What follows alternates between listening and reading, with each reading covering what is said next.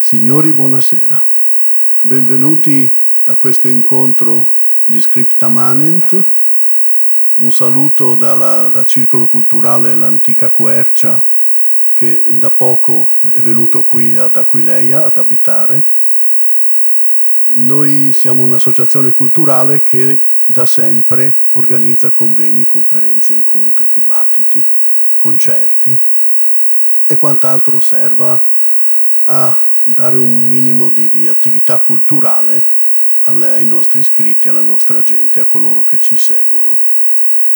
Prima di cominciare, io penso che sia doveroso e corretto da parte di tutti noi tributare un pensiero, un saluto a una ragazza, si chiamava Giulia, che domenica scorsa ci ha lasciato, e questo è un ennesimo omicidio, femminicidio, una donna che perde la vita a causa di un uomo che dice di amarla e che poi l'ammazza. Ecco, io penso che tutti noi uomini dovremmo fare una riflessione molto forte, non certo ovviamente perché siamo dei criminali a questo livello, ma forse perché se tutti insieme ci mettiamo sempre a prestare attenzione affinché non ci sia mai un cedimento, mai una caduta nel linguaggio, nel comportamento, nell'attenzione, ecco che forse tutta la nostra società ne guadagnerebbe. E io credo che la parola che purtroppo dobbiamo cercare di rendere sempre più vitale, forte e potente sia molto semplice, si chiama rispetto. Se una persona rispetta un'altra persona, ecco che le cose diventano tranquille, sicure, certe, pacate. Diventa pacato e tranquillo anche lasciarsi, come lo è innamorarsi, come lo è stare insieme. Quando invece poi subentrano pensieri di possesso o pensieri di dominio su altre persone, ecco che secondo me scadiamo in quella che è una brutalità assoluta e inconcepibile. Quindi io penso che prima di cominciare un pensiero di questo tipo vada rivolto e credo che non debbano essere le donne a essere lasciate sole in questa lotta, ma dobbiamo essere noi prima di tutto, noi uomini, ad avere coscienza di questo. E quindi questo è un invito che rivolgo a tutti, a me stesso prima di tutti, sia ben chiaro. Io come tutti mi sento coinvolto in questa battaglia, in questa lotta, in questa rivendicazione che è doverosa. A questo punto vorrei lasciare la parola al sindaco che ci porti un saluto e mi permetto solo un ringraziamento grande di cuore perché ai patriarchi ci ha offerto veramente un'ospitalità molto bella, molto piacevole e anche quello che poi potrete assaporare alla fine dell'incontro, ecco, questo rientra in una capacità di accoglienza che qui abbiamo trovato e siamo veramente contenti di essere venuti qui questa sera, quindi grazie a Franco, a tutto lo staff, a tutte le persone dei patriarchi, perché è proprio un trovarsi a casa a parlare di cose belle, piacevoli, interessanti, quelle che spero vi piaceranno più tardi, e ad ascoltare un gruppo e della musica che sono sicurissimo che vi piacerà molto, molto, molto. Lascio la parola al sindaco e poi cominciamo. Grazie Paolo, un applauso per Paolo.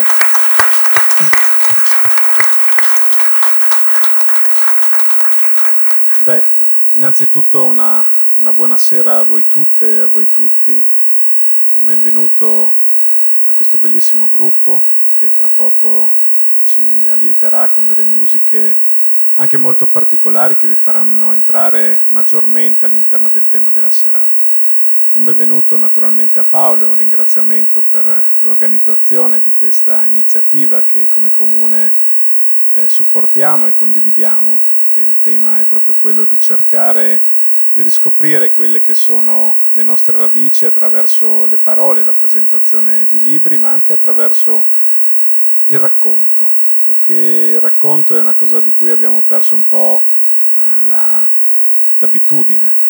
Siamo sempre tutti molto veloci, molto molto attenti al telefono, guardiamo quello che succede magari a migliaia di chilometri da noi e facciamo fatica invece a ritrovarci, come invece ci siamo ritrovati questa sera veramente in tantissimi, ed è bello vedere le vostre teste qua davanti al palco, insomma, per essere attenti a quelli che saranno i racconti dedicati a un periodo dell'anno importante, che è un momento della riflessione. Do il benvenuto a Daniele Pasini, nostro cittadino, esperto del territorio, che mi ha già raccontato un po' quelle che saranno le anticipazioni, e vi assicuro che saranno molto interessanti, come sono sempre interessanti le storie che ci trasferisce riguardo la nostra Aquileia.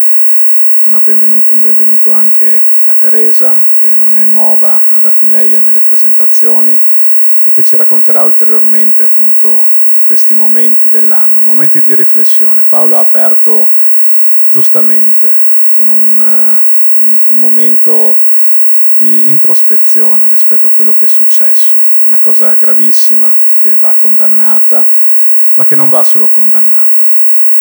Come tutti gli anni, fra l'altro, siamo nei 10 giorni solitamente che si ricorda, e ci sono una serie di iniziative dedicate alla lotta alla violenza contro le donne e comunque alla violenza di genere. Noi abbiamo, e dopo quando uscirete lo vedrete, dipinto il campanile, vestito il campanile di rosso proprio in questo senso, però non è sufficiente, perché forse ci siamo abituati anche tanto a fare queste cose, no? Accendiamo una luce, facciamo una conferenza, ma ha ragione Paolo, dobbiamo fare qualcosa di attivo e ognuno di noi lo può fare, perché quello che è successo in realtà lo vediamo forse tutti i giorni anche all'interno delle piccole comunità, delle grandi comunità, e certe volte voltiamo le spalle perché diciamo non è un problema nostro. Ebbene, essere comunità significa avere attenzione invece, anche per chi non conosciamo e ci è vicino, perché questo purtroppo, il tipo di società che viviamo ci ha portato a questo, a rivoltarci molto verso noi stessi e a occuparci di noi stessi, magari cercando di migliorarci, cercando di crescere, eccetera, eccetera, e non pensare che viviamo all'interno di una comunità. E una comunità funziona, una società funziona quando gli individui sono in equilibrio fra di loro e hanno attenzione degli altri e riscoprono quelli che sono i valori proprio di onivicità, cioè nel senso non è che se succede a me è più importante rispetto al fatto che succeda a qualcun altro, è uguale, perché prima o poi qualcosa potrebbe accadere anche a me. Ed è quello che Paolo prima ha detto ed è fondamentale, quindi oggi siamo tutti assieme, se tutti noi usciamo con questo spirito questa sera qualcosa in più si può fare, ma bisogna farlo attivamente, non per finta o non soltanto perché sulla pagina del nostro social network mettiamo una foto o mettiamo una bandierina. Quindi l'invito è quello sì di riflettere, ma anche di essere attivi e essere una comunità pragmatica, dove i fatti contano, dove quello che si dicono è anche quello che si fa.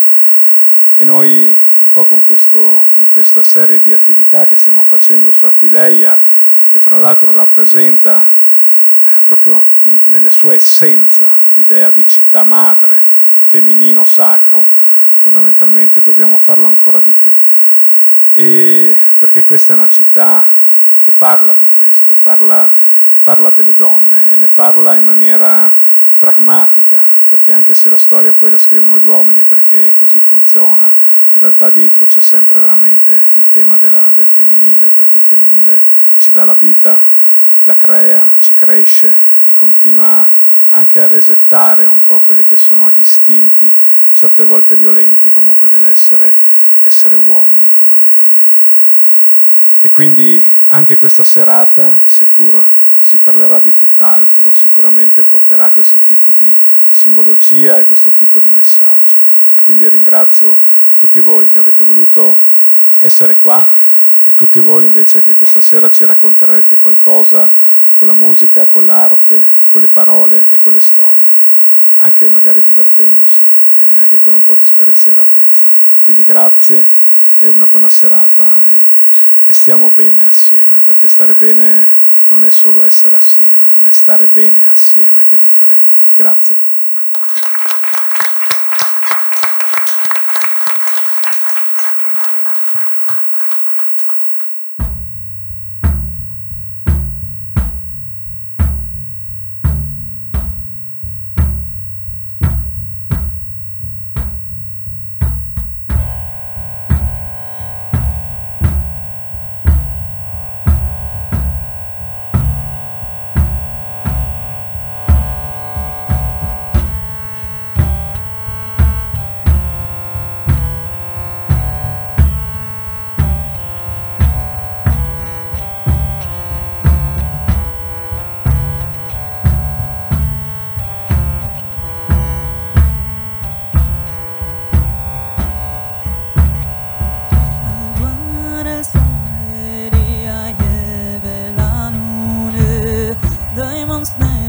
lejos alle fonde dai nostri spari si alce il chiant, o clami spiri stanne stretiare, duare il sole lì, lieve la lune, dai mons nevos alle fonde dai nostri spari si alce il chiant, o clami spiri stanne stretiare, duare il sole lieve lune, dai mons nevos alle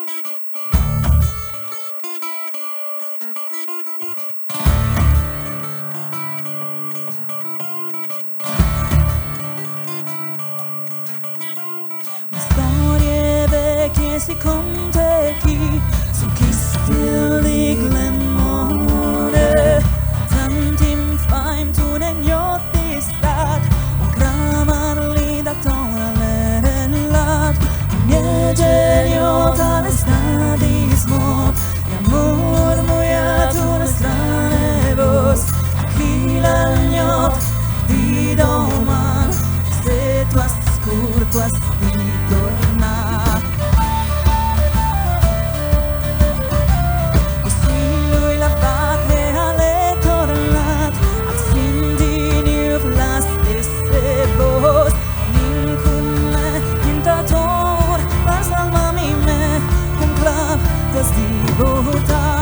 Un sforzirà la parirà, una bestia di sentare, brinda una tua stirova, da solo che la declap.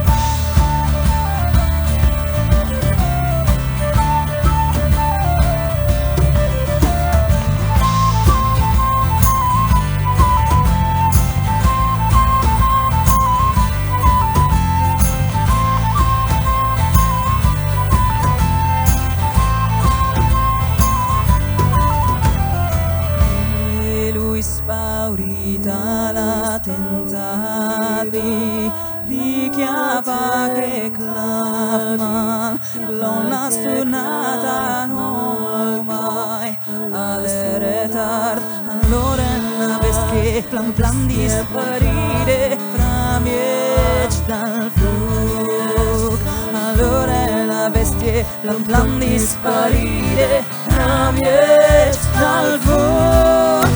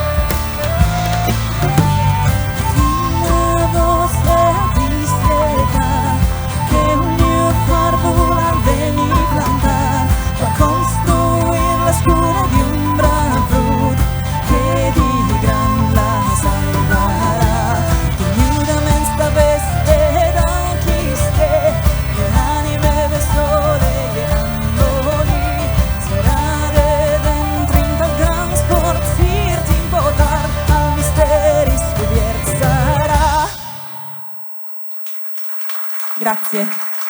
Buonasera anche dalla Corte di Lunas. Apprezziamo tantissimo che siete qui, apprezziamo ancora di più la presentazione che hanno fatto i nostri relatori e quindi diamo la parola a loro per iniziare appunto questi racconti meravigliosi della nostra terra.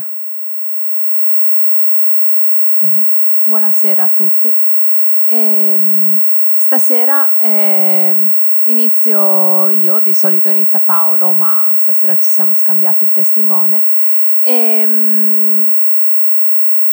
vogliamo raccontare una sorta di storia clandestina, io la chiamo così. È quella storia che non è riportata nei libri, ma che è sopravvissuta nei secoli attraverso le fiabe, le leggende, i racconti, i modi di dire e anche i gesti quotidiani, quelli piccoli piccoli. Ed è una storia che adesso piano piano si sta un po' perdendo, ecco, ma che sicuramente è sopravvissuta bene fino circa al 1960.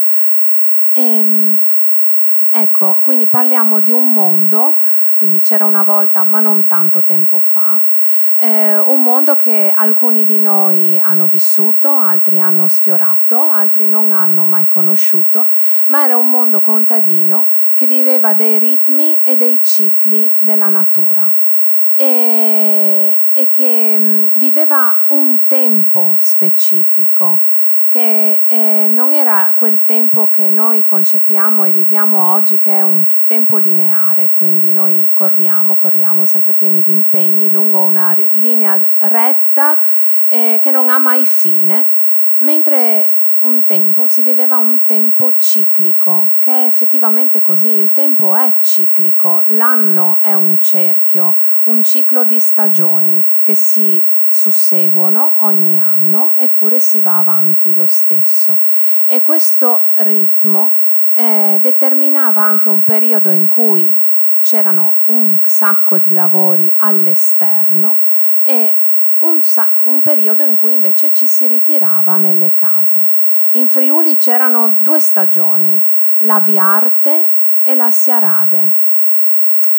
La Viarte, lo dice anche il nome, no? Quindi ci si apre, inizia con la primavera, con l'arrivo delle rondini, iniziano i lavori nei campi, si prepara la terra, si semina, poi si raccoglie, finisce la Viarte, che quindi è questa crescita, e inizia la Siarade, le rondini se ne vanno, il raccolto è finito ed ecco che ci si ritira in casa, le notti diventano più lunghe, il buio, in questo periodo il buio è predominante sulla luce. Il calendario contadino è un calendario lunare, quindi è la luna che determina il ritmo e la scelta di quando fare uno specifico gesto. E il calendario lunare è un po' in anticipo su quello del sole. E ci sono 12 notti che, per esempio, ci sono 12 notti dal 31 ottobre a San Martino. In queste 12 notti vi era tradizione credere che il nostro mondo e il mondo dell'altrove, che non era poi così distante, non era sentito come qualcosa di estraneo, erano 2 mondi che in alcuni periodi dell'anno si sfioravano, si intersecavano, quindi un velo si alzava, una porta si apriva e in queste 12 notti ecco che le anime dei defunti, le anime degli antenati potevano tornare. Tornavano a visitare la casa, per cui si preparava un pane speciale, un cibo particolare, si riempivano i recipienti d'acqua per le anime che tornavano, che avevano tanta sete, e il cibo preparato poi non veniva buttato via, quella notte si lasciava la porta aperta e il giorno dopo lo si donava. C'erano le persone che venivano a chiedere la carità e quindi c'era una grande condivisione della comunitaria di questo cibo. E in queste 12 notti appunto il nostro mondo e l'altro mondo si intersecavano, quindi poteva accadere un po' di tutto, ecco. Ma anche il mese di dicembre ha 12 notti tra Santa Lucia e Natale e tra Natale e l'Epifania. E ad esempio appunto è nella notte, è nel buio che il mondo dell'altrove un po' prende il sopravvento, no? Si riappropria un po' della terra, diciamo. Quindi gli uomini si ritiravano in casa, chiudevano le porte, con l'arrivo del buio ecco che poteva succedere qualsiasi cosa. C'è in Carnia cosa succede? C'era la leggenda che a dicembre, insomma nei mesi invernali, ecco uscire dai boschi i salvans. I salvans erano questi uomini selvatici che arrivavano nei paesi, depredavano i paesi, in alcune storie sono sposati alle agane, che in montagna non sono queste ninfe delle acque o queste lavandaie notturne, ma sono anch'esse delle donne, insomma, selvatiche, e entravano nei paesi, rapivano addirittura i bambini, se li portavano nel bosco, le davano alle mogli, e le mogli, le agane, se li cucinavano nel calderone, no? Ecco, ma parliamo appunto, quando cito storia clandestina, questa è la leggenda. Eppure il 5 dicembre ecco scendere dalla montagna a Tarvisio i Krampus, che non sono nient'altro che enormi mostri pelosi, no? E che cosa fanno i Krampus? Arrivano e fanno i dispetti, no? Una volta prendevano i bambini e li caricavano sul carro, adesso si sono un po' rabboniti, e con i Krampus si inaugura questo dicembre dove le notti sono particolarmente pregne e popolate da questi esseri un po' fatati. E cosa accadeva poi all'Epifania? La conclusione di queste notti, no, che abbiamo detto da Natale all'Epifania, ci sono altre 12 notti in cui può succedere un po' di tutto. Ecco che nei paesi passava l'Aperta. L'Aperta era una sorta di Krampus femmina e veniva scacciata dai bambini al suono dei campanacci, no? E questo decretava la fine di questo periodo che un po' è iniziato in sordina con il 31 di ottobre e poi finiva, ecco, con l'Epifania. E in questo mondo ciclico, ecco che abbiamo detto ci sono delle notti particolari in cui si possono fare incontri particolari, ma di questo vi racconterà Paolo. Dico solo che la notte magica in Friuli è il giovedì, cioè notte magica, la notte in cui le streghe vanno in giro, quindi se andate in giro di giovedì notte, attenzione che la tradizione vuole che vadano in giro anche le streghe, ecco. Ma questo per dire che un tempo, e nel momento in cui io lo vivo anche, il tempo, si inizia a vivere il tempo in modo ciclico e ci si riappropria un po' di questa tradizione che vede sì un'apertura e poi una chiusura, anche un attimo del riposo, del ritrovarsi, ecco che si ricomincia un po' a respirare. E un po' si ritrova il nostro posto, perché questo che ci raccontano le nostre radici, si ritrova il nostro posto in questa natura che non è nostra proprietà, ma di cui siamo ospiti, e quindi viverne i cicli e i ritmi, ecco che ci fa ritornare al nostro posto.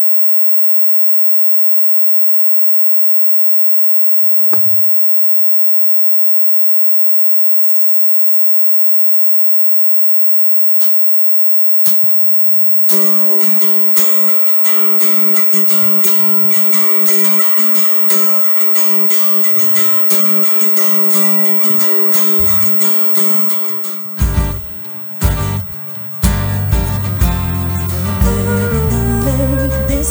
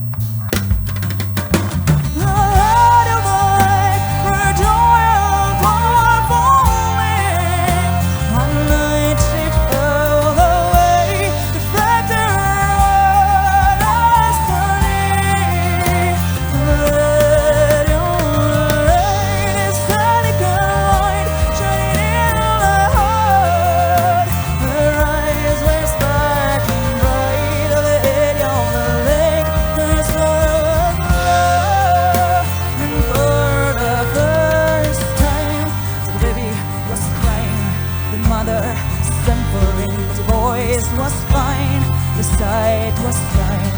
Then she realized for the first time that human beings are strong and pure.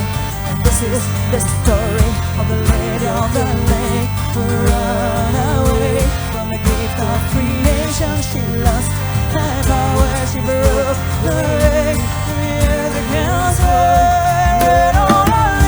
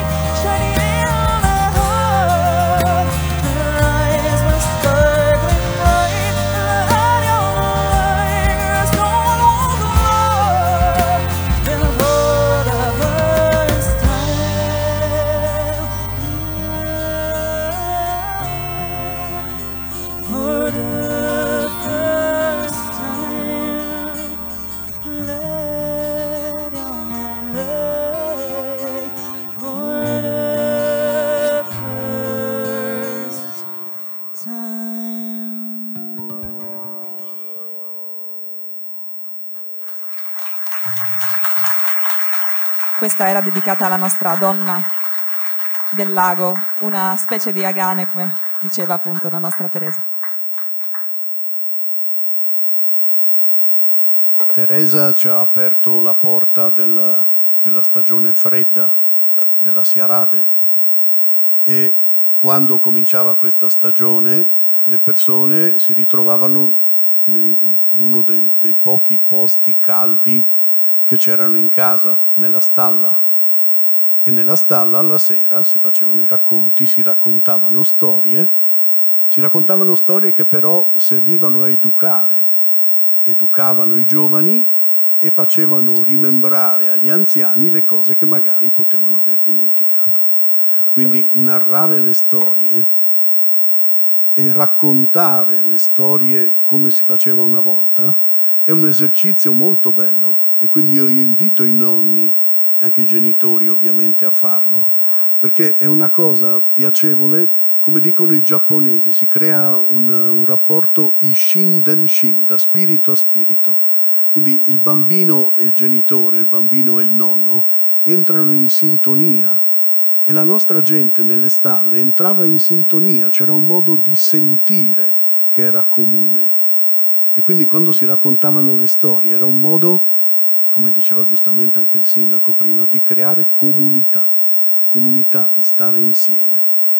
E allora i nostri nonni raccontavano che in quel di Paluzza c'era una signora che la notte del 31 di ottobre aveva lavorato tantissimo a preparare i chiarsons, perché era la notte dei morti, e la notte di Samain, e quindi era la notte in cui i morti sarebbero venuti nelle case. E allora lei tutto il pomeriggio aveva lavorato, era scesa l'oscurità già alle 5, come ben potete vedere anche in questo periodo, e quindi lei si era ritrovata poi alla sera a non aver guardato il fuoco, e andando poi a guardare nel focolare si era accorta che era completamente spento. L'unica cosa che poteva fare, visto che a quel tempo cerini e fiammiferi non c'erano, era quella di andare dalla vicina di casa, che era vicina per modo di dire, perché abitava a 400 metri sulla strada, e le strade non erano quelle di oggi, quindi non era una strada illuminata e non era neanche asfaltata, era una specie di strada di campo o poco più, come si usava un tempo. E dobbiamo pensare anche a questi alberi incombenti, a questo buio, questa nebbia, così nelle fin di ottobre, le fredde, fumate. E quindi questa donna mette lo scialle sulla testa e con un brivido esce di casa Quando si trova a metà strada, si sente spingere di lato e vede passare davanti a sé un lungo corteo di persone, tantissime persone che passano, tutte silenziose, nessuna dice apre bocca, nessuno dice assolutamente nulla, solo lo scalpiccio dei piedi si sentiva ed era molto forte.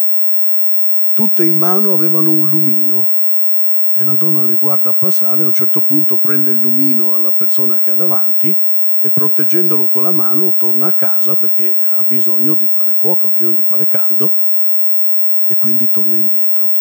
Arriva al suo camino e lì si mette in ginocchio, mette tutta la legna, quella sottile, quella che deve subito prendere fuoco, cerca di accendere ma non prende. Il fuoco non va, non prende, niente da fare. Va avanti così per un bel po', alla fine questo lumino si spegne. A questo punto lei dice, Vonde, basta, adesso vado a dormire, vediamo domani mattina. La mattina successiva, quando torna lì al focolare, si accorge di una cosa terribile, perché quello che aveva in mano non era un pezzo di legno, non era un tizzone, ma era un osso. Quindi disperata corre subito dal prete, dal parroco, Signor Plevan, Calvio di chi? Guardi qua, spero che friulano si possa ogni tanto infilare perché ci sta bene. Calvio di chi? Il parroco guarda e dice, Suntine, ci ha tu combinato. Perché ovviamente hai fatto la cosa più stupida che potevi fare nella tua vita. Hai tolto il lumino ad un'anima che stava passando, un'anima del cimitero. Questa poi è tornata stanotte nella sua tomba e per un anno sarà completamente al buio, nella più totale oscurità. L'unica cosa che possiamo fare per lei, terremo questo suo lumino qui sull'altare, pregheremo per lei tutti insieme in ogni occasione possibile e tu a casa, tutti i giorni, ogni momento libero che hai, devi pregare per lei. Una cosa però ti devo dire, l'anno prossimo, al 31 di ottobre, tu dovrai tornare su quella strada e restituire il lumino alla persona a cui l'hai preso e sarà l'unica senza luce che sta passando. No, dice no. Suntino è disperato, no, assolutamente no, non ci... Alla fine poi ovviamente si fa convincere, passa un anno e il 31 di ottobre, provate a immaginarvi con che spirito e con che piacere, la nostra Suntina rimette lo scialle e si dirige di nuovo verso la strada.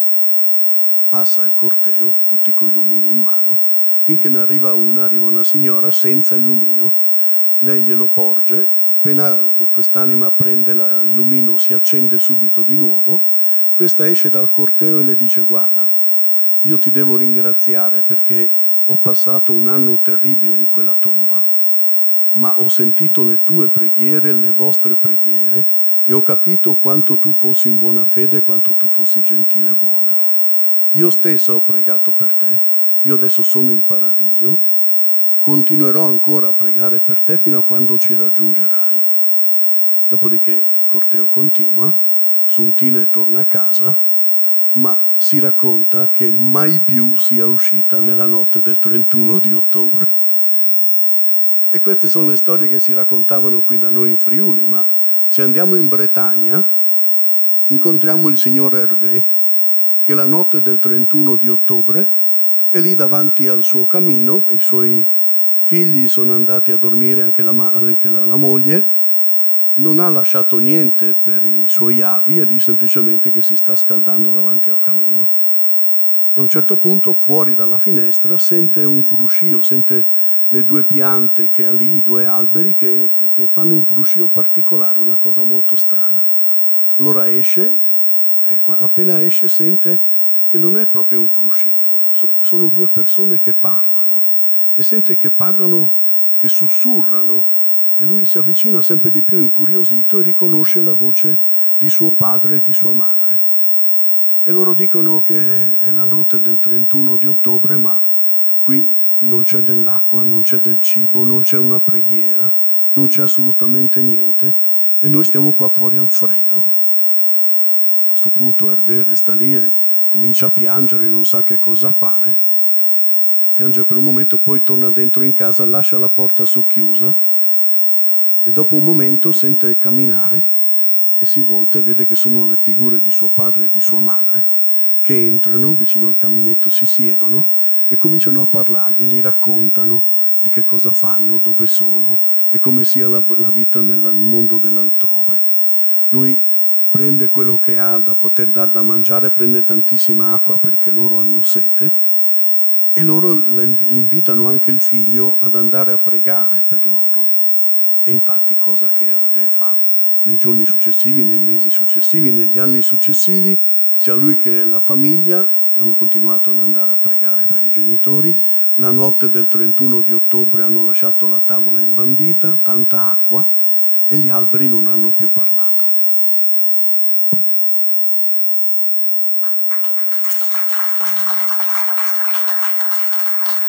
In onore di queste due bellissime storie che ci ha raccontato Paolo, vi suoniamo una canzone che si chiama appunto La nostra danza delle ombre e delle luci, quella danza meravigliosa della natura, ma anche una danza che è propria di ognuno di noi, delle nostre luci e delle nostre ombre. Questa è Dance of Shadow and Light.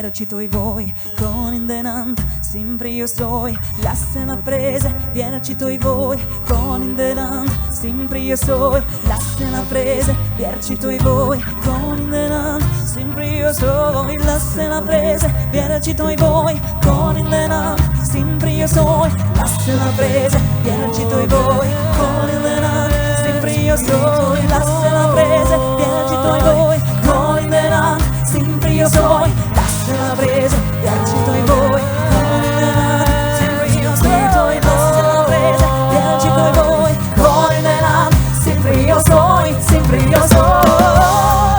As I'm walking and chasing myself in the dark, I can hear two voices inside. I feel my demons sweat fighting me, they were dancing together this night. As I'm walking and chasing myself in the dark, I discover a rhythm inside. When I follow my demons sweat fighting me, they were dancing together this night. The dance of shadow and light.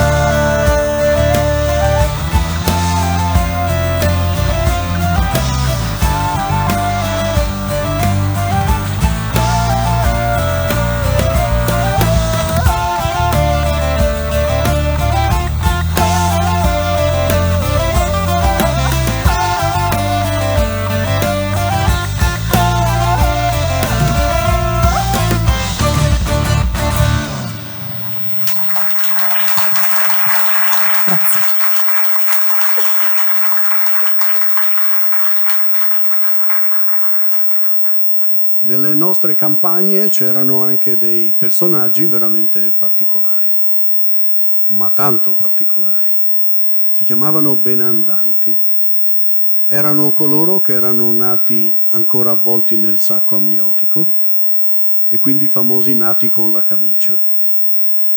Essere nati con la camicia, a parte che si poteva essere sia uomini che donne, non era poi l'unico modo per diventare benandanti, perché poteva diventare benandante anche chi nasceva podalico, il settimo figlio di 7 fratelli, poteva anche essere il terzo, insomma ci sono varie possibilità, però quella del sacco amniotico è sicuramente la cosa più carina.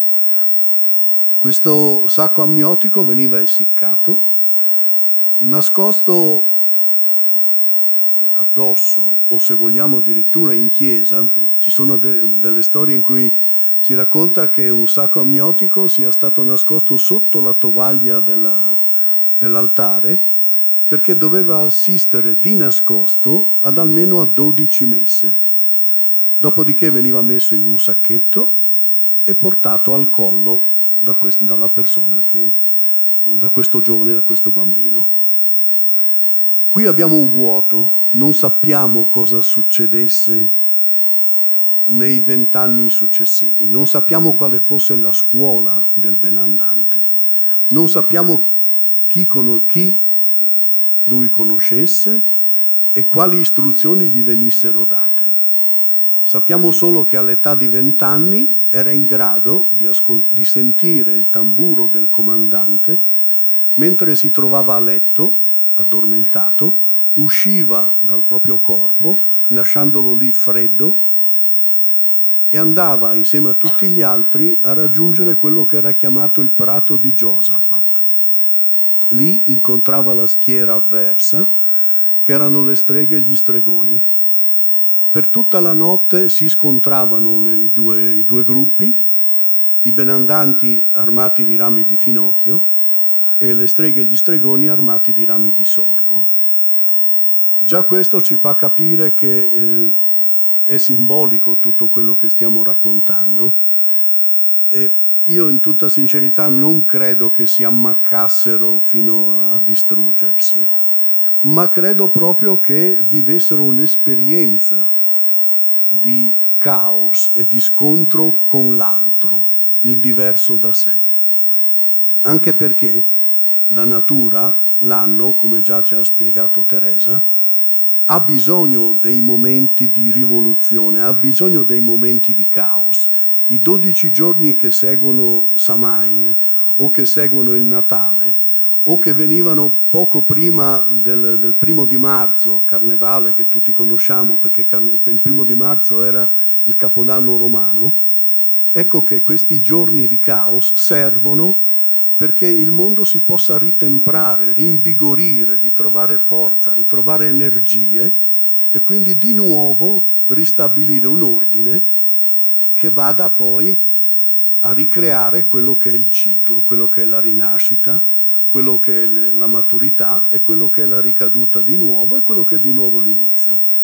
Anche perché nelle 4 tempora, che sono più o meno i solstizi e gli equinozi, veniva decretato, se vincevano i benandanti, un periodo di benessere, di abbondanza, di nascita, di tutto quello che volete di positivo, mentre invece se vincevano streghe e stregoni seguiva un periodo di carestia, di malessere, di guerre. Ecco, adesso è da un po' che vincono streghe e stregoni, secondo me, però speriamo che prima o poi cambi anche questo.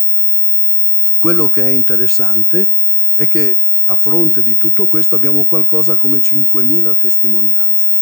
Quindi non possiamo parlare di pellagra, non possiamo parlare di fame, non possiamo parlare di divisionari, dobbiamo parlare senz'altro di una tradizione lunghissima che risale alla notte dei tempi, perché è sicuramente pre-cristiana, forse sarà anche pre-celtica e anche pre-germanica, chissà da dove arriva, magari arriva dalle steppe del nord, non lo sappiamo.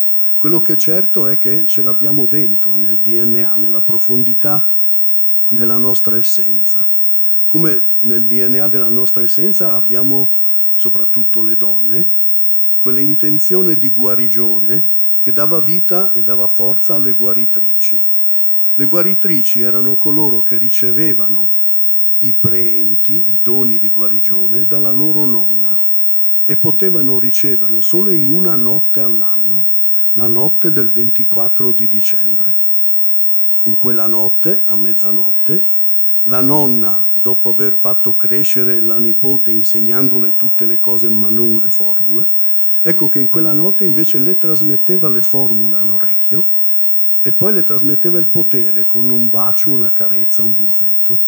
Dal giorno successivo la nonna non era più in grado di guarire e la giovane cominciava il suo percorso di guaritrice. Solitamente la nonna nell'anno successivo moriva. Quello che è interessante è che tutto questo ci arriva veramente dalla notte dei tempi e noi adesso lo stiamo perdendo. Io ho intervistato delle guaritrici quando ero giovane, 50 anni fa, ho avuto questa fortuna, ho potuto parlare con loro, perché i preenti sono di vario tipo e di vario modo, ma ad esempio potevano aggiustare le ossa, potevano guarire dalle verruche, dai ricciui, dal fug di Sant'Antoni, poi da tante altre cose, anche dal colpo della strega, perché ovviamente era fattibile. Quindi, come potete ben immaginare, c'era tutto un mondo che si scontrava, che si incontrava, che viveva e si rivitalizzava. Ecco, questi sono i momenti fondamentali, quelli a cui stiamo arrivando adesso, perché ne abbiamo appena passato uno di momento forte, che era quello di Samhain, che era quello della Notte dei Morti. Poi parliamo anche di Halloween, perché oggi c'è un po' di discussione, sarà cristiana o non sarà cristiana, ma Halloween è una festa cristianissima, perché è stata portata dagli irlandesi nel 1850, quando c'è stata la grande carestia delle patate, per cui in Irlanda si moriva letteralmente di fame per le strade. Centinaia di migliaia di irlandesi hanno fatto le valigie e sono andati in America. Si sono portati le loro tradizioni e si sono portate le loro feste, perché gli irlandesi sono delle persone molto legate alle loro tradizioni. E hanno portato anche la notte di ogni santi, Halloween. Solo che Halloween, arrivando in America, visto che in America si rende tutto economicamente importante, ecco che è diventato qualcosa di consumista e guarda caso è tornato da noi sotto questa veste di dolcetto, scherzetto, mascherata, non mascherata.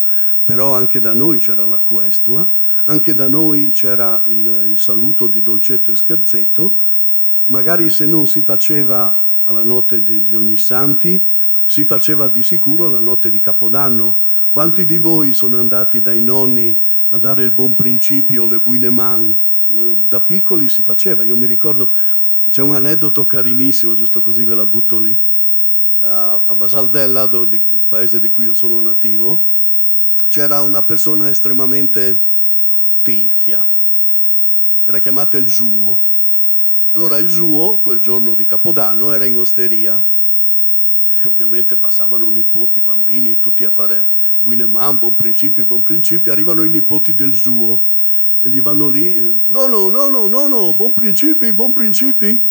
Quella volta c'erano ancora le lire, allora il Zuo prende 500 lire e va da uno dei due nipoti e gli dice partè e parto fradi e che duri in tutte l'anno. Queste sono le cose che si vivevano nella vita di ogni giorno, vita di paese, per cui poi ti restano impresse perché sono quei legami, quelle cose che ti legano alla tua storia, alla tua gente. Ed è anche carino poi che io le possa condividere con voi, sicuramente anche ad Aquileia ci sono fatti legati al Natale, ai solstizi. Tanto per ricordare, a Natale possiamo anche, visto che ci stiamo avvicinando, magari potremmo anche raccontare una storia natalizia, così cominciamo un po' a entrare anche in clima. Ed è la storia, intanto Betlemme, abbiamo lì la grotta, o se vogliamo la casetta o la stalla, dove ci sono le balle di paglia, Giuseppe, Maria, il bambino, non c'è nessun altro. non c'è il bue, non c'è l'asinello, non ci sono i pastori, non c'è la cometa, non c'è niente, nessuno, tutto tranquillo, silenzioso. Allora Giuseppe e Maria, stanchissimi, accendono un fuocherello in mezzo alle pietre davanti al bambino Gesù, lo appoggiano ad una balla di paglia e lui davanti al fuoco si scalda e sta lì, e loro dietro si appoggiano sulle balle, ma ormai sono stanchissimi e tutti e due crollano e si addormentano. Piano piano il fuoco si spegne e il bambinello comincia ad avere freddo, ha dei brividi, ma non c'è nessuno che lo guardi, solo un uccellino sulla finestra, un uccellino grigetto, anonimo, e lì che guarda e dopo un po' capisce che il bambino ha freddo, il bambinello ha freddo, lui non può fare niente se non fa un voletto, si mette su un sasso e comincia a battere le ali velocissimo, batte,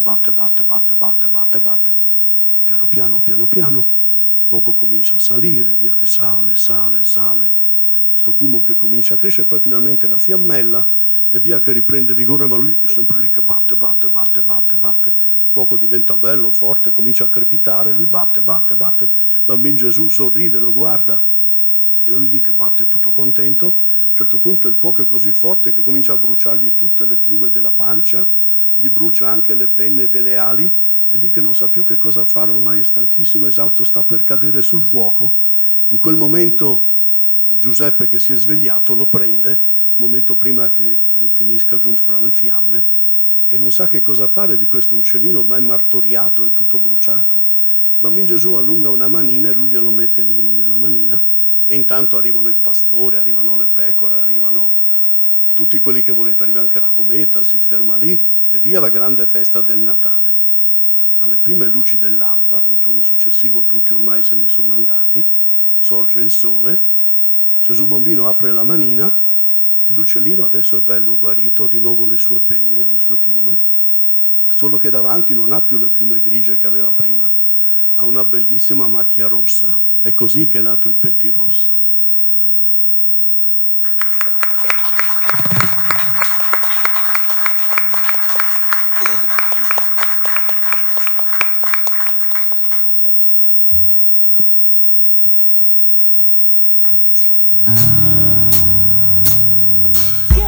Ciule, maraciule, la lusine, la cracul, la picciule, sinniciule, di polmara, sitacul, o schiaraciule, maraciule, cularucule, la cocule, la fantate e le trapule, il fantatum trapulo.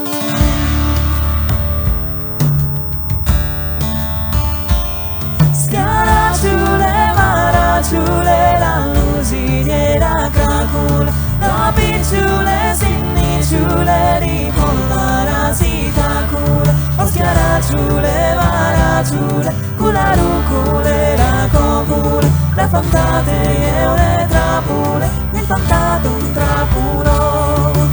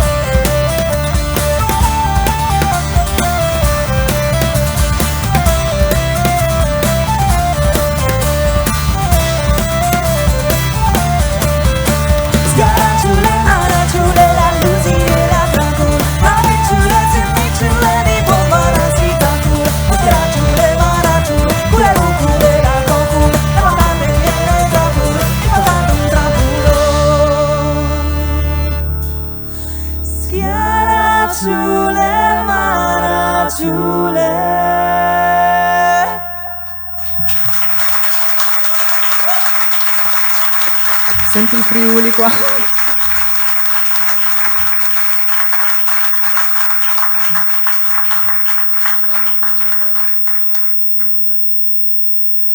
Buonasera, mi chiamo Daniele Pasini, nel manifestino c'è scritto esperto del territorio, ma questa è un'invenzione del nostro sindaco perché tale non sono, non mi piace nemmeno come definizione. Sono un amante di questa terra, di questo paese, amo quello che definisco il mio paese, sono nato da altre parti, sono nato a Ferrara, ma sto qui da 60 anni e questo è il mio paese e lo amo e vi dirò che confrontandomi anche con chi è nato qua, penso qualche volta di amarlo veramente di più di chi è nato qua. Quindi non certo un esperto del territorio,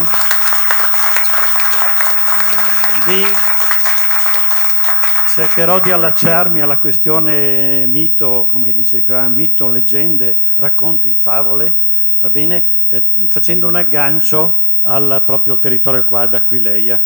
Io ho lavorato qui ai beni culturali e mi sono occupato di conservazione e di restauro per 43 anni ed è questa la mia esperienza in questo campo. E questa sera c'è anche il mito, oltre alla leggenda e al racconto. Ora se dovessimo discutere e chiarire che cos'è esattamente il mito, ci vorrebbero ore, ci vorrebbero studiosi, eccetera. Il mito è una cosa tutta particolare. Da cosa si differenzia il racconto, la favola dal mito? Il racconto, la leggenda ha sempre un fondamento concreto, parte sempre da qualche cosa, poi è tutta una creazione che siccome poi è tradizione orale si amplia, va bene? Il racconto anche, la favola ha una base morale, il mito non ha nulla di tutto questo. Il mito viene in genere creato per spiegare qualcosa che altrimenti non sarebbe spiegabile, va bene? Questo è il mito e gli antichi del mito ne hanno fatto grande uso e qui ad Aquileia stasera vi voglio parlare velocemente di un mito particolare che è quello di Europa e il toro. Ve ne parlo perché lo agganciamo a un argomento anche molto, molto, molto attuale. E quindi il mito vuole spiegare qualche cosa che altrimenti non è spiegabile. Le cose stanno così, che vi piaccia o non vi piaccia. E questo che vedete qui, purtroppo non è una gran bella immagine, è un mosaico che è conservato al Museo di Aquileia, al primo piano del Museo di Aquileia. È uno dei mosaici che sono stati strappati dal luogo di rinvenimento moltissimi anni fa. Dunque questo mosaico insieme all'Asaroton, che è il pavimento non spazzato, tra l'altro lì dove Mattiussi ha messo la gente fuori a mangiare, lì c'è proprio l'Asaroton, che è il pavimento non spazzato, e tra l'altro c'è anche questa Europa sul Toro. Vengono dai fondi Cossar, sono quei terreni archeologici che stanno subito a nord della Basilica, dietro al bar che c'è in piazza Capitolo, per intenderci. Lì dove adesso è stata valorizzata tutta l'area, creando quella copertura che è stata denominata Casa di Tito Macro. Non so se avete presente. Ecco, questi mosaici, Europa e il Toro e l'Asaroton, vengono da quella zona lì. Sono stati tolti, pensate, vi dico come curiosità, dai soldati croati nel 1859, Brusin dice nel 60, comunque quelli lì sono gli anni. Che cosa ci facessero i soldati croati qua? Non si sa, qualche storico dice che c'erano già alcuni movimenti per quanto riguardava l'irredentismo, c'era qualche testa calda, non austriacante, ma al contrario italiana, qui in zona, e che quindi ogni tanto il governo austriaco mandava contingenti di soldati, in particolare non mandava né austriaci che potessero avere parentela eccetera, ma mandava i croati che erano abbastanza lontani a fare una specie di controllo di polizia. Questi croati non avevano sicuramente fatto uno scavo archeologico, non avevano ragione.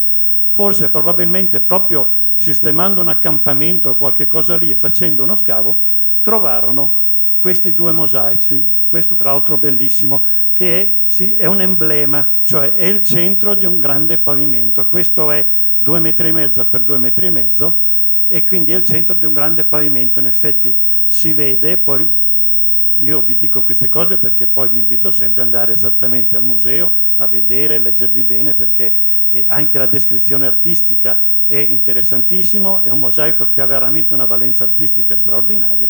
Non perderò tempo questa sera a descriverlo, anche se mi piacerebbe tanto, ma siamo interessati solo a quello che ci vuole raccontare, il mito, che è il mito di Europa, che viene rapita da Giove. È un mito che ad Aquileia evidentemente era molto sentito, si trova su questo bellissimo mosaico, lo troviamo una scultura, un frammento in realtà, che rappresenta Europa rapito dal toro bianco, e anche su una gemma e anche su un'altra placchetta c'è sempre questo mito. Evidentemente è un mito che ricorre, interessante. Anche nella letteratura Dante riprende il mito di Europa, e insomma continua e prosegue questo mito. Cosa succede? Cosa ci dice questo mito? Nella zona della Fenicia, la Fenicia è l'attuale Libano, la figlia del re Agenore e Telefessa, della regina Telefessa, che si chiama Europa, sta sulla spiaggia assieme a tutte le sue ancelle. È una ragazza bellissima.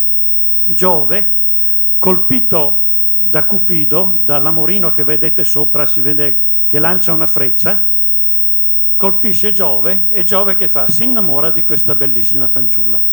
Che cosa fa Giove, che era un furbacchione abituato a queste cose? Si trasforma in un toro bianco e va a spiaggiarsi lì su bagnasciuga.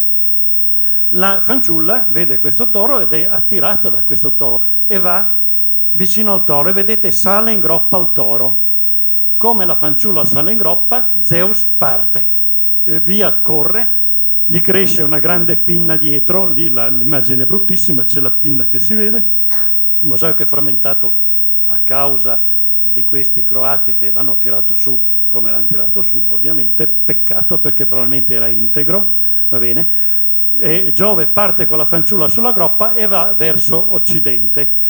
Si ferma prima a Creta, la fanciulla lì a Creta ha diverse vicissitudini, sposa il re della zona, genera 2 figli, tra cui Minosse, eccetera, e dopo poi c'è tutta una vicenda complicatissima legata al mito. Ma a me interessa in questo momento la finale di questo mito. Come finisce il mito? Europa parte e va verso occidente. Il re ordina ai fratelli di Europa, ai suoi figli, di andare verso occidente a cercare la sorella. Vanno verso quella che poi sarà chiamata l'Europa, verso occidente. Che cosa spinge l'uomo a partire da un territorio come la Fenicia, che era un territorio comunque ricco, dove stavano bene, eccetera? Non si sa. Perché a un certo punto sono partiti verso l'ignoto e andati verso occidente? Non è facilmente spiegabile. Noi siamo abituati a spiegare tutto con nozioni di economia, nozioni di vario tipo, nozioni di potere, eccetera. Ma in realtà non sempre l'uomo si muove e si spinge lontano per questi motivi. Ci sono delle cose che spingono l'uomo ad andare a cercare delle novità, andare a cercare delle nuove terre, non sempre per dei fini meramente economici. L'emigrazione, il fatto che l'uomo si sposti, si sia spostato da sempre in maniera continuativa, non ha dato soddisfazione come risposta se non nel mito. È qualcosa, l'ha voluto Giove, è successo perché gli dei hanno voluto e l'uomo ha cominciato a spostarsi, in questo caso per andare a cercare la sorella rapita da Giove.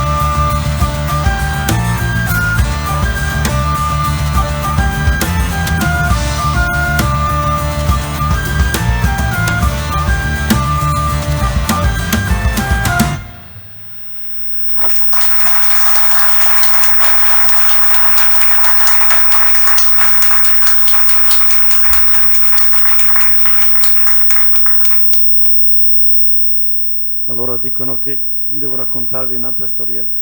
Questa volta niente miti, ma passiamo proprio a un raccontino qui. Io li ho trovati questi racconti in questo bellissimo libro che si chiama Tiaris di Aquileia, Terre di Aquileia, e sono miti, fiabe e leggende del Friuli storico. C'è qui c'è il raccontino che serve per spiegare qualche cosa, in particolare molto probabilmente ai bambini. Certo che qui non c'è niente di strano, niente di nascosto. Chi aveva costruito il campanile e ne aveva fatto la cuspide, cioè la punta, quel cono che sta sopra, sapeva benissimo come era stato costruito. Ma chi lo vedeva da sotto, e fin sopra non c'era mai stato, doveva spiegarsi alcune cose. E quindi nasce da Aquileia questa narrazione. Il patriarca Popone costruisce la sua chiesa, costruisce questa bellissima torre, tra l'altro come scrive il Bertoli, metà del Settecento, prendendo le pietre proprio qui da Aquileia, in particolare dall'anfiteatro, va bene, che quindi era un monumento romano già in disuso, e il materiale viene riutilizzato per fare invece un monumento che in quel momento serviva, che cioè era la torre di guardia e serviva anche come torre campanaria.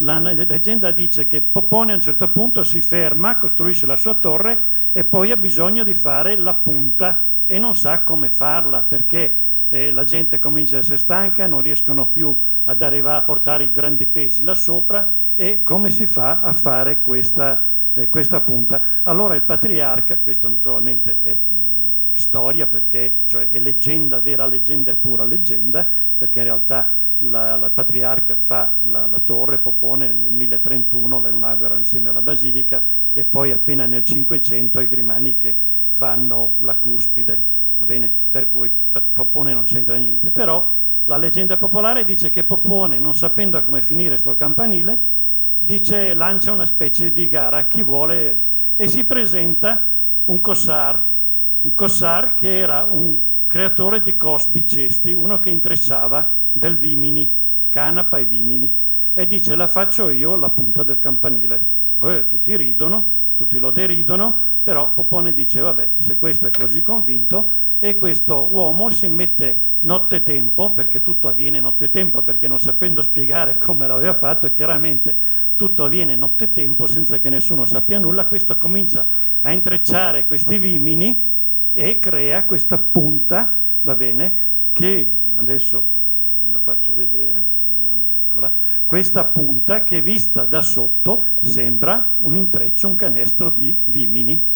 Voi, è una bella giornata di sole, se domani c'è il sole, vabbè, vedete da fuori, ma quando vi capita una giornata di sole mettetevi sotto il campanile e guardate su e vi accorgerete che questo cono sembra intrecciato con i vimini. In realtà ovviamente non è fatto con i vimini, va bene, come dice la storia, va bene, ma è fatto con i mattoni romani, con sesquipedali romani messi in un modo particolare, poi tutti arrotondati.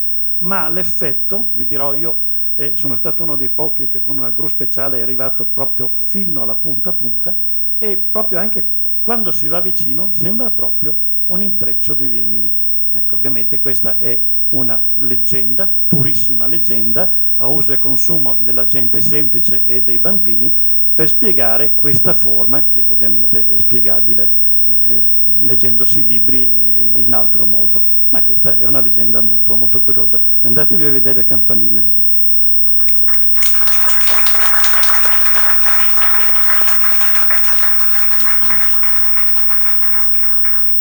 Visto che siamo in vena di storie, adesso mi prendo la libertà, ve ne narro una anch'io, e dopo, visto che stiamo parlando di tempo ciclico e di ritorno, lasciamo la parola a Teresa, che ha cominciato e quindi anche chiude, parlando un po' ancora delle nostre tradizioni e della nostra gente.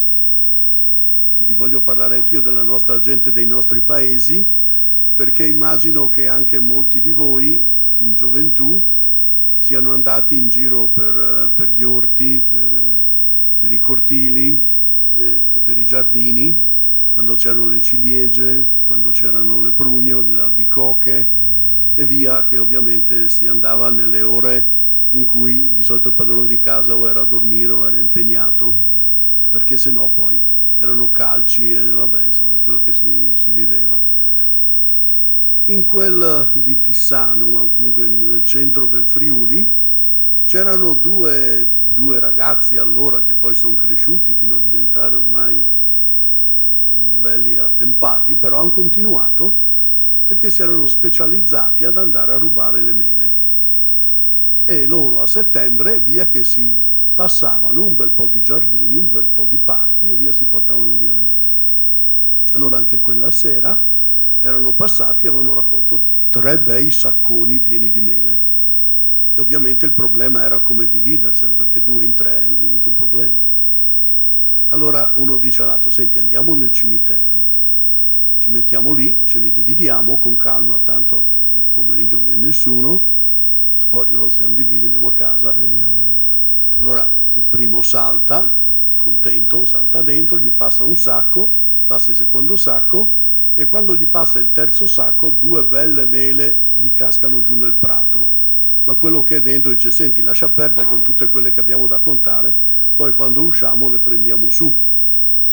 E allora si mettono però non in mezzo al cimitero, ma nell'angolo del muro dove di solito le nonnine non passano.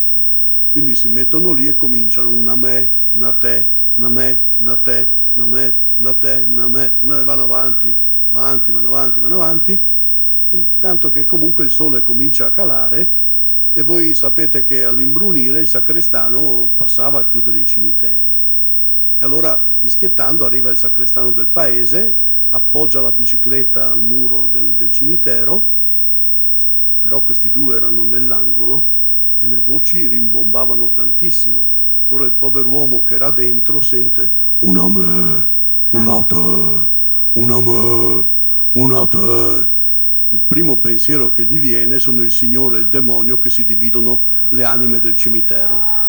Inforca la bicicletta e si fionda in canonica. Dice il parroco che sta leggendo il messale con gli occhialetti giù e lì che legge, alza gli occhi e vede questo uomo tutto rosso in faccia, gli occhi grossi così, che lo guarda, e non vi ho detto una cosa importante, il nostro sacrestano era un po' balbuziente, e allora comincia, signor plevanta, il signor,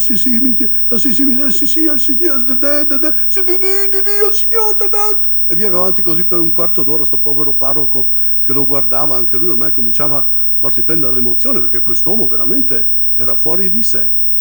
Allora dopo una mezz'oretta dice, boh Tony, calmiti, prova a chiantare. Voi scusate ma io così lo faccio. Sì, signor paparroco, nel cimitero ci sono il sì, e il demonio che si di, e via che comincia a raccontare e gli racconta tutto. A questo punto il parroco era una persona assennata, per l'amor di Dio, però preso anche lui dall'emozione da tutto questo che gli aveva raccontato, prende la stola, prende l'acqua santa e via che tutti e 2 inforcano la bicicletta e si fiondano al cimitero. Mettono giù le biciclette e anche il parroco comincia a sentire una me, una te, una me e una te. E a questo punto anche lui emozionato comincia a benedire il muro, a recitare il Salmo 90, a pregare tutte le cose che sapeva. E intanto però i 2 all'interno hanno finito le mele. E uno dice all'altro, ma quelle 2 che abbiamo là fuori, una me e una te, gli risponde l'altro. Il parroco e il sacrestano hanno ripreso le biciclette, si sono fiondati in chiesa e hanno pregato per tutta la notte perché non sapevano quale dei 2 sarebbe andato con uno o con l'altro.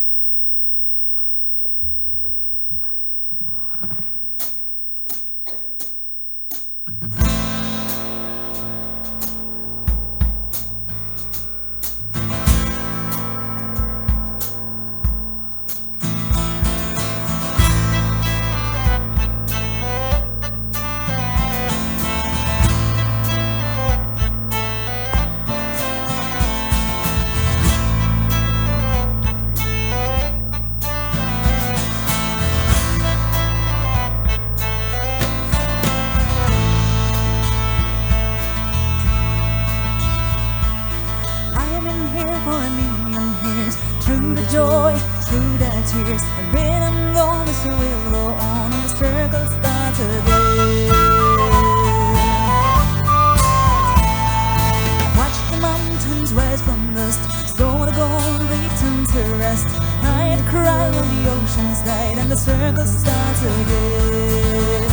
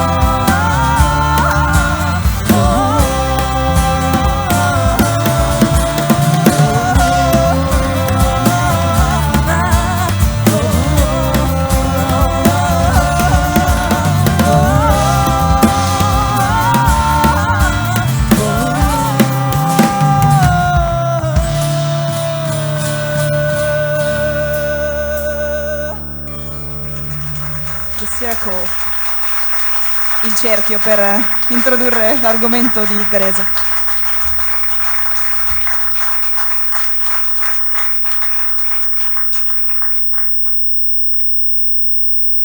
Io faccio giusto una brevissima parentesi. Prima abbiamo sentito Sciara sulle Marazzole, che a tutti muove veramente tanto, è una canzone che sentiamo vibrare in ogni cellula del nostro corpo. E perché? Perché è proprio nostra, no?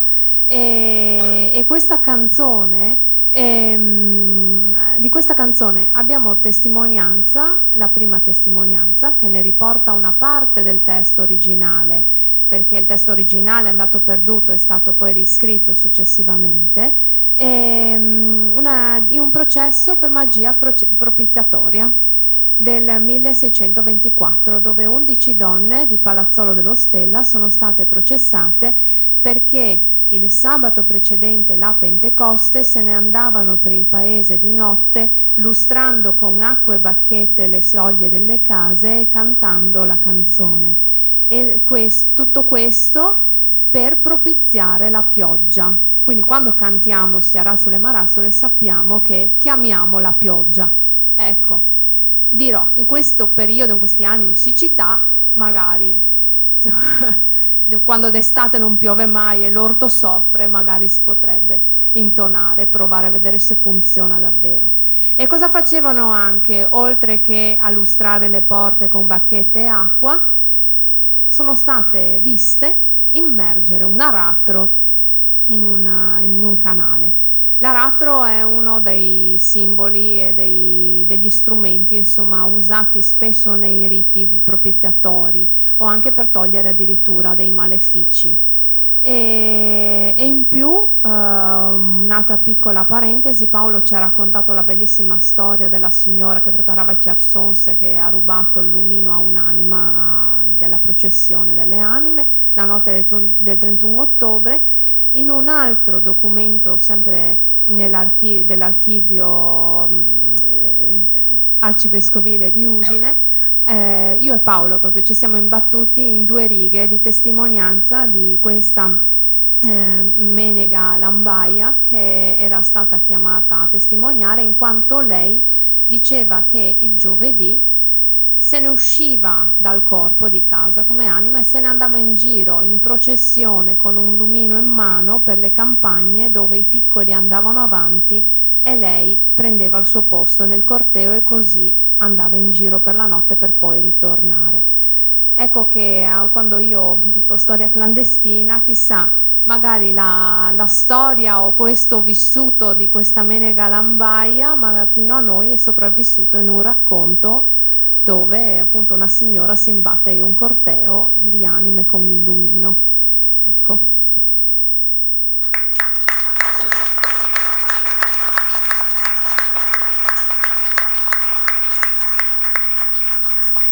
Adesso ci avviamo verso il commiato di noi narratori, perché poi lasceremo spazio ad una buona mezz'oretta di canzoni belle e toste, perché questo gruppo è veramente fantastico.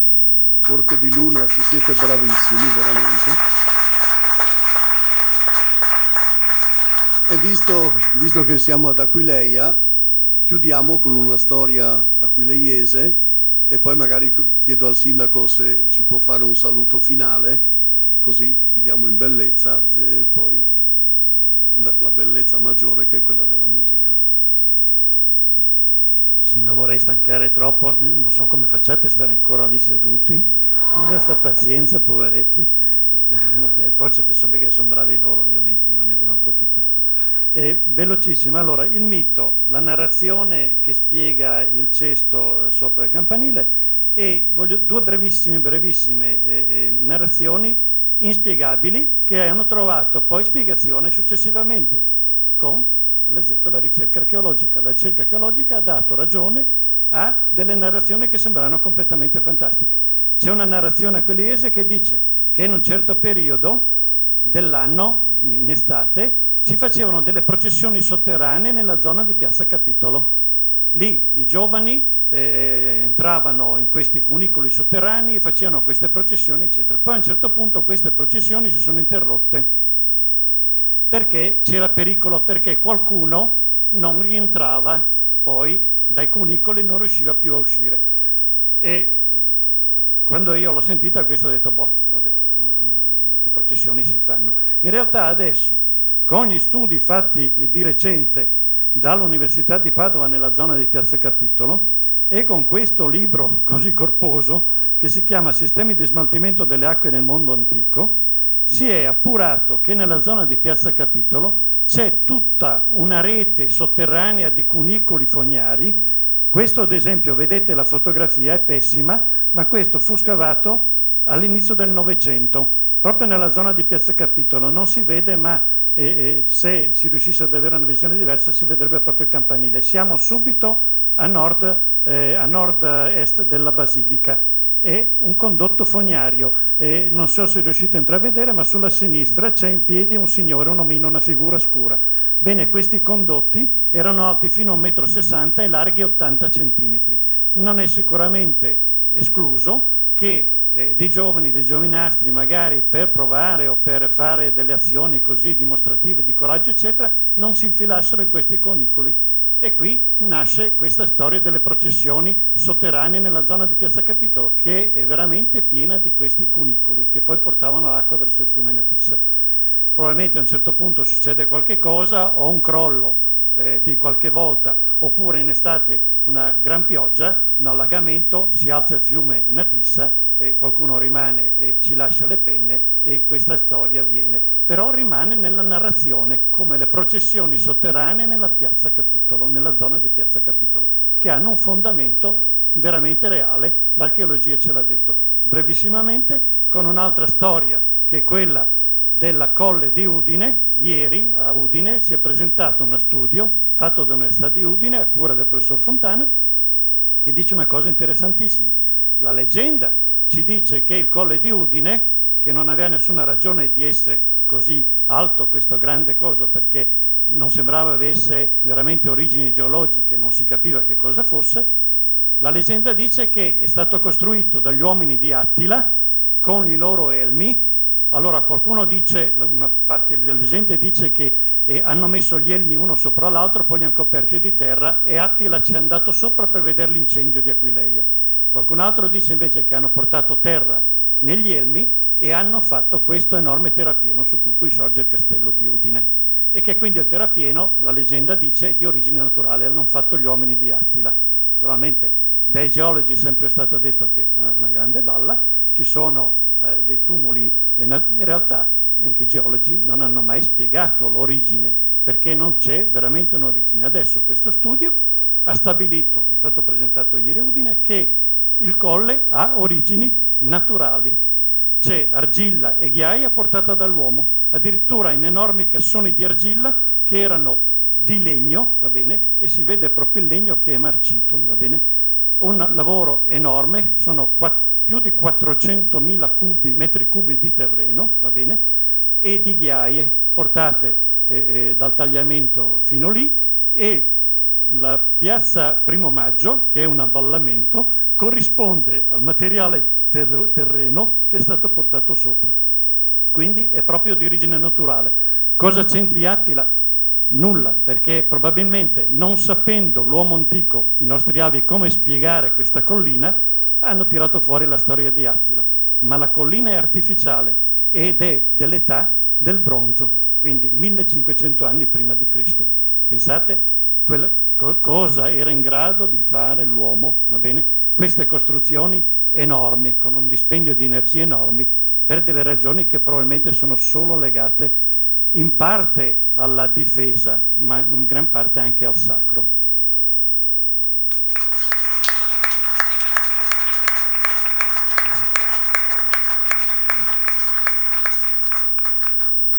Allora, prima di concludere, 2 applausi ben distinti, uno per i relatori, per favore.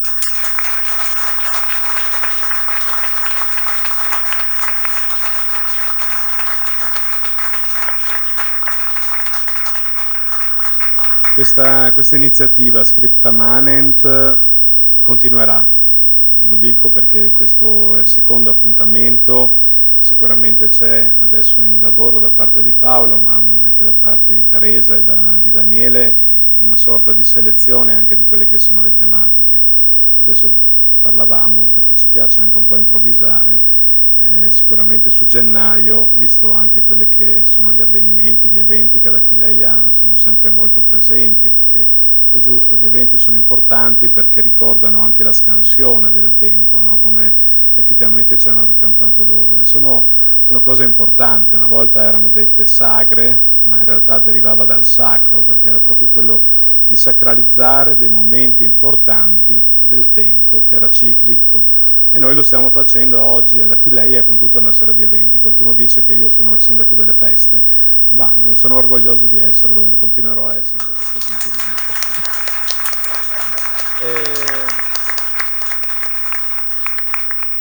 Prima di fare l'ultimo applauso, saluto con piacere anche degli ospiti istituzionali, insomma, che sono venuti, il vice sindaco di Lignano, con cui stiamo facendo una serie di eventi e di cose, e anche il presidente dell'Arlef, che penso sia ancora qua con noi, Eros Cisilino.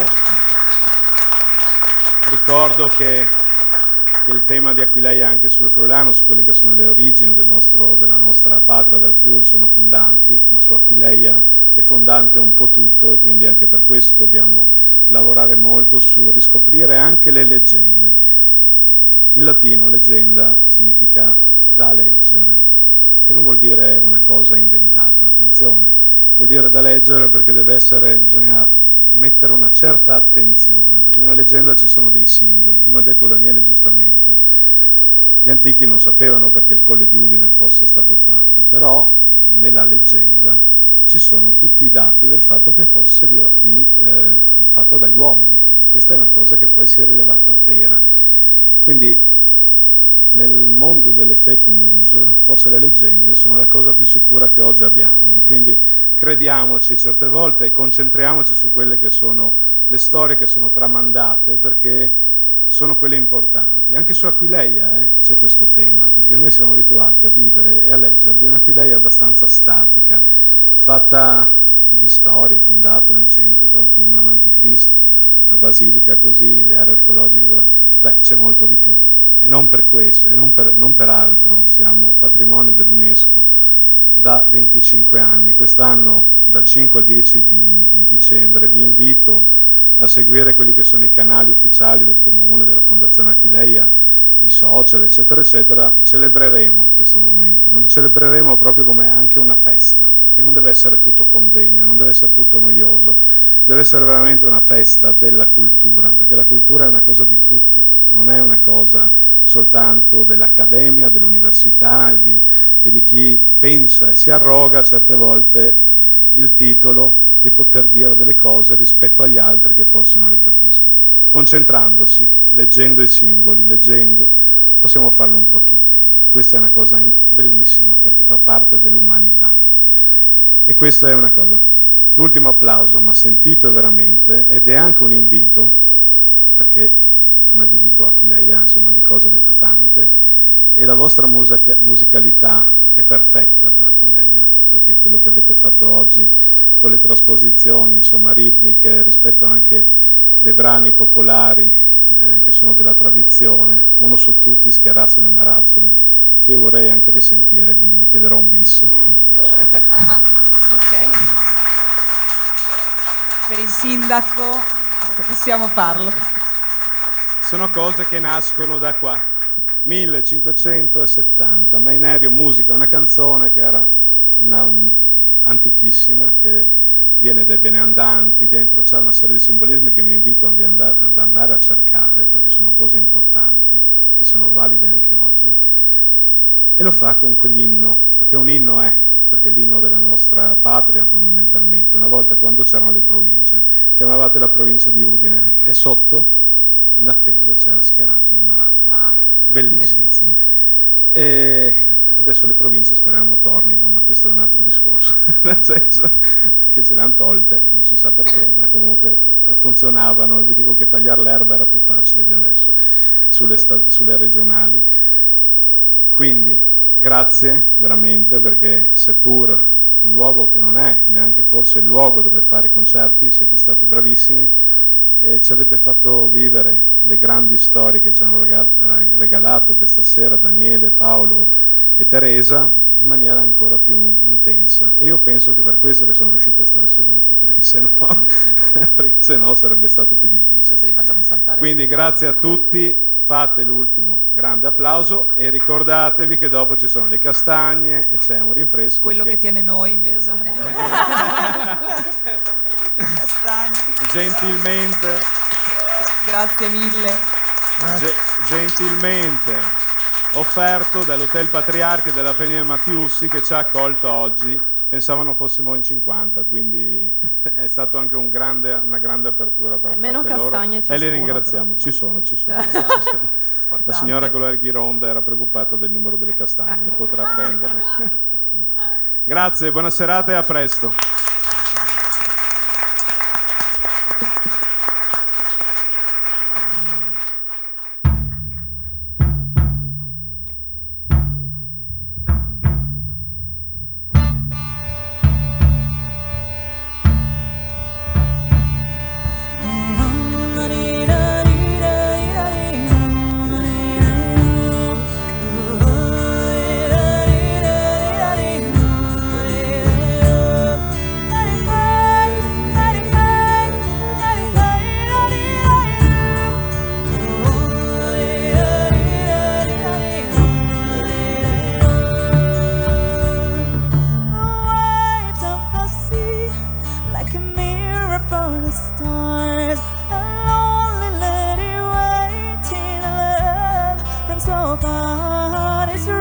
was throwing crime, and suddenly blue hair is a lady from the castle pushing into deep.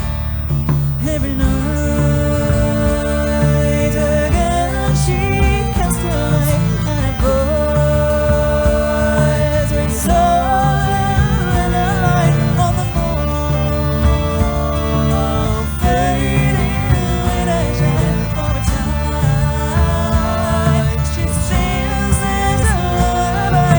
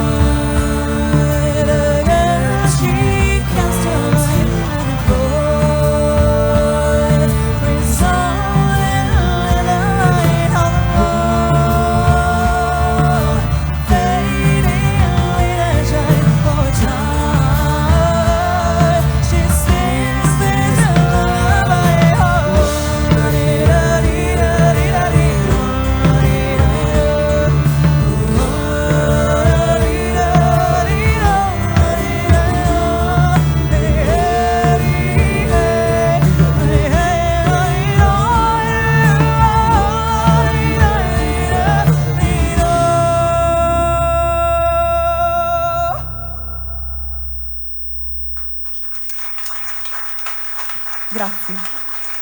Questa canzone che avete ascoltato era la leggenda della dama bianca del castello di Duino, che venne uccisa dal marito feroce, gettata in un impeto di rabbia dalla cima del castello di Duino, appunto. E oggi questa canzone, mai più di oggi, questa canzone ci deve far riflettere. E deve far riflettere anche il fatto che però ogni notte la Dama Bianca ritorna in vita, vaga nelle sale del castello di Duino e canta quella ninna nanna che noi abbiamo immaginato per voi. L'avete sentita questa sera, l'abbiamo fatta in acustico. Il prossimo brano, ringrazio i relatori che ci hanno intrattenuto questo pomeriggio con delle storie meravigliose, alcune forse anche voi le conoscevate, altre totalmente nuove. E il prossimo brano mi allaccio a quello che diceva Teresa sulla notte, no? Quando tutti chiudono le porte delle case e dal bosco escono le creature più disparate, di solito creature un po' pericolose, ma in questa nostra canzone abbiamo raccontato invece di folletti dei boschi della Carnia che sono scherzosi, eterni fanciulli, e diciamo che sono più diciamo, portati a fare dei dispetti. Questa è la nostra The Last of Sbilfs.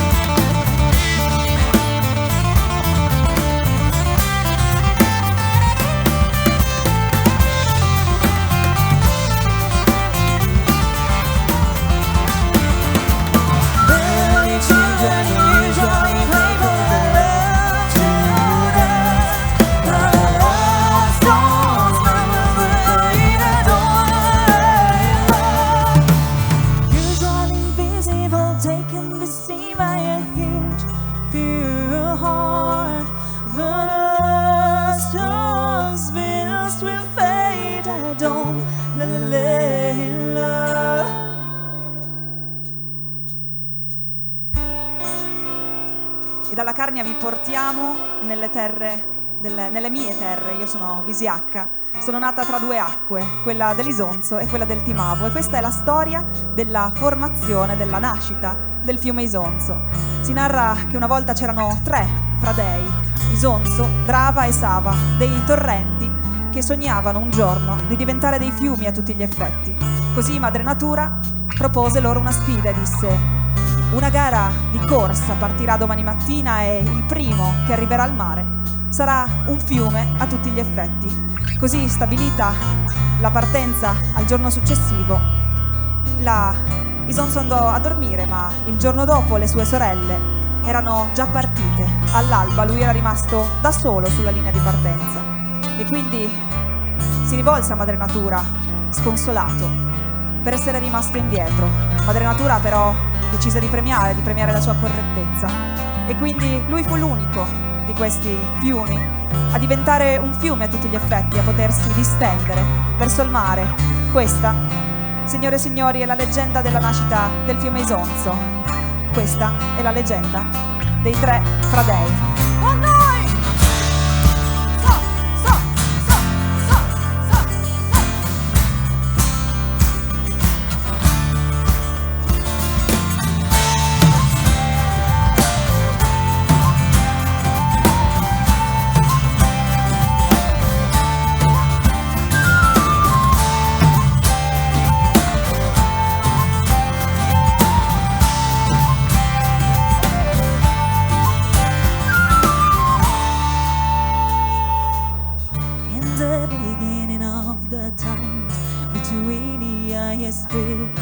Streams grow up like siblings, like it.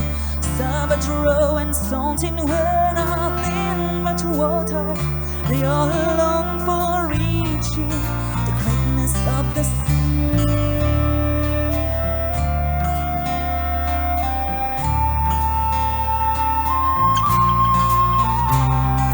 Straight into the seas and you will run, straight between the bushes and the storm.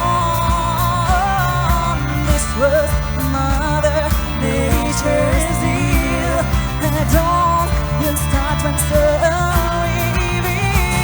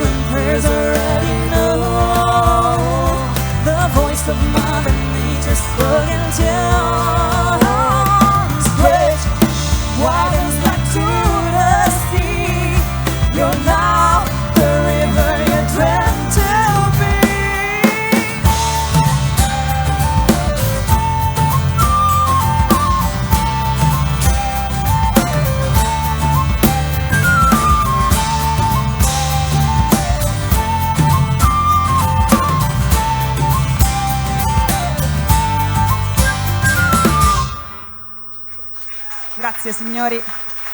Dalla Visiacaria, la nascita del fiume Isonzo.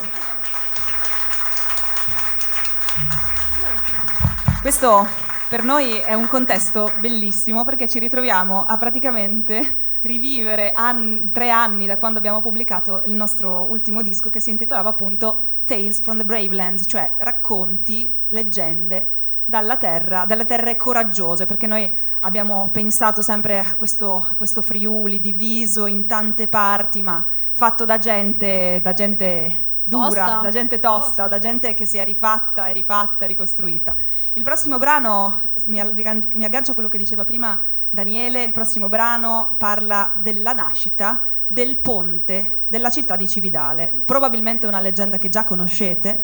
Si chiama Ponte del Diavolo proprio perché i cividalesi chiesero aiuto al diavolo per realizzare questa impresa che sembrava incredibile, no? Un po' come il campanile.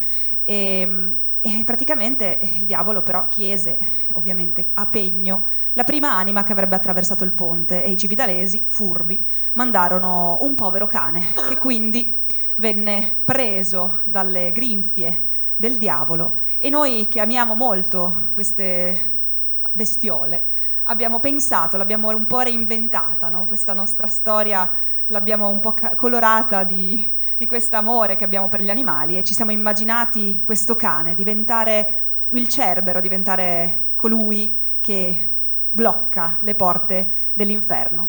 E chissà, un po' questi racconti, queste leggende sono così, come diceva anche Daniele, perché questo ponte è talmente tanto alto, talmente difficile da costruire, che spesso nel Medioevo si guardavano e dicevano: ma chi mai potrà averlo costruito? E invece noi sappiamo che l'hanno costruito i Romani, e quindi le grandi opere spesso si spiegano così. Questa è la nostra The Devil's Bridge.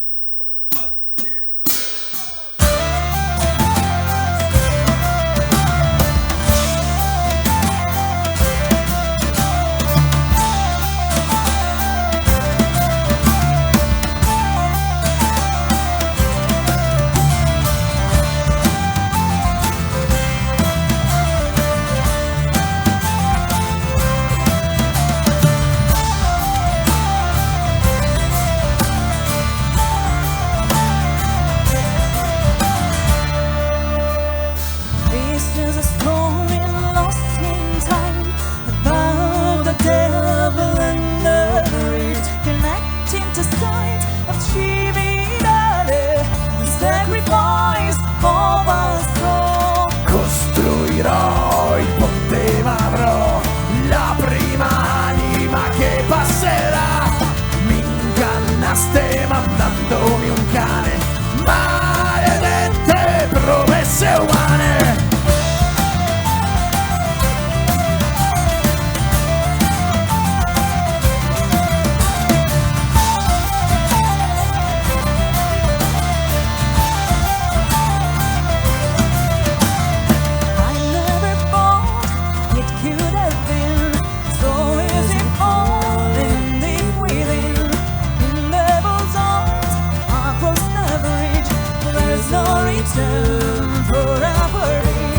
Protettore sarai del mio regno dannato, del tempio mio non lo scordar, per mano di chi sarai costretto qui a servir.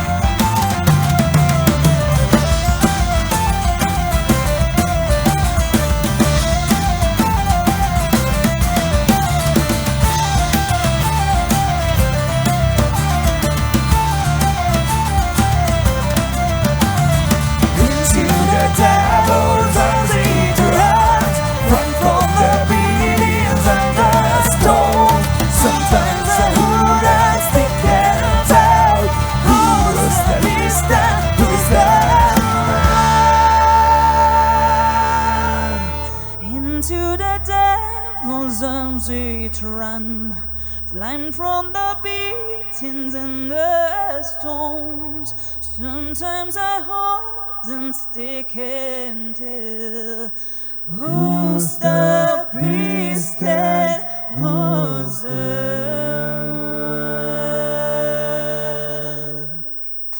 Chi è la bestia? Chi è l'uomo? Who's the beast and who's the man?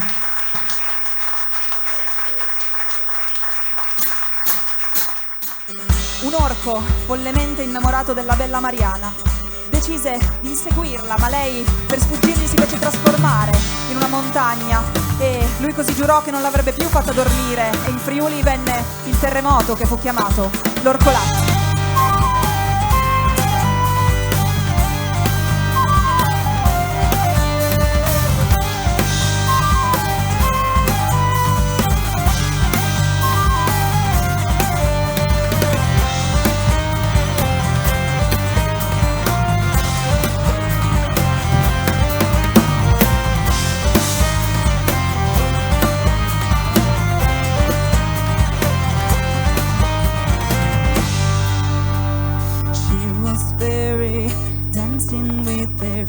I was watching, Earth was waiting for. She shook my heart, she not easy and run mine for no other man. Monster, they will call by shout and fear, consume every word is known by walls and caves. And find monster, she will run by shout and fear, consume, leaves me with no hope.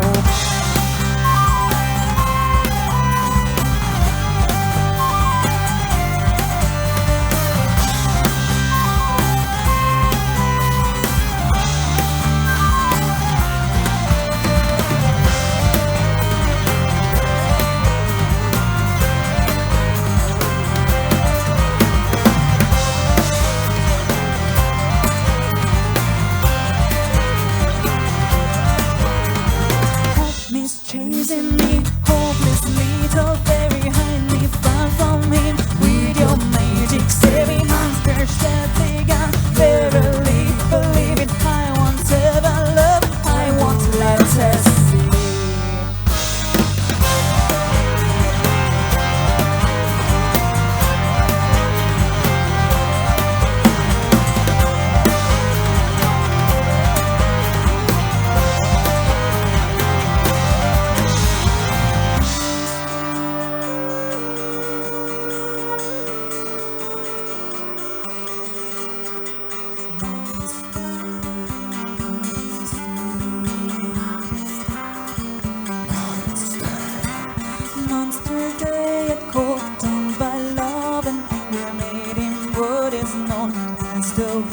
Shaking trembles day and cry by shout and fear consume, let them breathe, no home was the brewing home. Abandonate sole che arriva del suo cur, l'orcolate la giurat che non lo verrà esplui la sade. Fa il sacrifici di Mariane e hai paiato tutte le int, la core che ha infestato le valade come i surtis fra gli strosi, sei verlis che ha revocata l'un in un eco di horror. Il mont non l'ha mai veduto una milizione più grande di quanto l'orcolate l'ha perduto, la sua Mariana.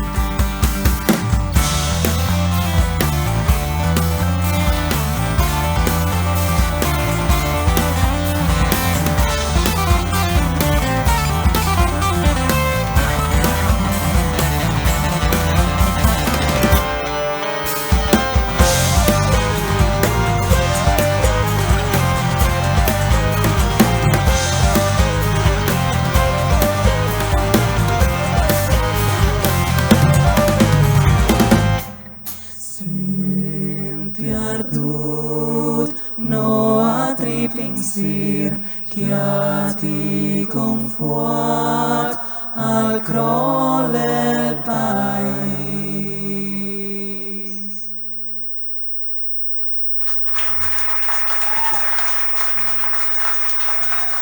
La leggenda dell'orcolate della bella Mariana. E tornando un po' nelle Bravelands, tornando nella regione di Trieste, la prossima storia parla proprio della fondazione della città di Trieste. Si narra che Bora, figlia di Eolo, dio del vento, si innamorò follemente dell'eroe terreno Tergesteo, ma quando il padre li scoprì insieme, la sua rabbia fu tale che uccise il giovane Tergestio e così Bora rimase addolorata dall'amore perduto e si narra che le sue lacrime di dolore erano così pesanti, pesanti come pietre, e diedero vita all'altura dove oggi, appunto, nasce la città di Trieste. Bora non abbandonò mai il luogo dove, appunto, perse il suo amato Tergestio, e se si ascolta attentamente, nelle ventose notti invernali si può ancora sentire il suo lamento di dolore. Questa è Eolo.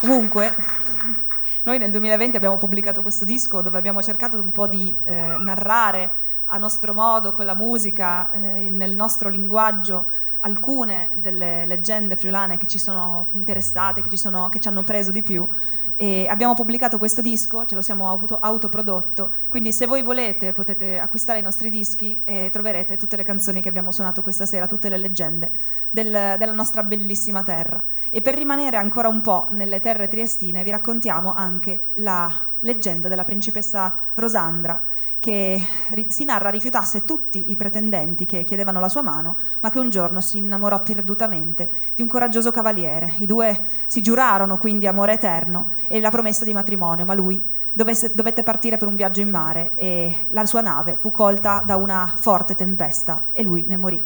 La sofferenza di Rosander fu così forte che il cielo ebbe pietà di lei, la tramutò in una roccia e le sue lacrime ancora scorrono in quello che è il torrente che potete vedere nella Val Rosandra che ha preso il suo nome. Questa è Rosander.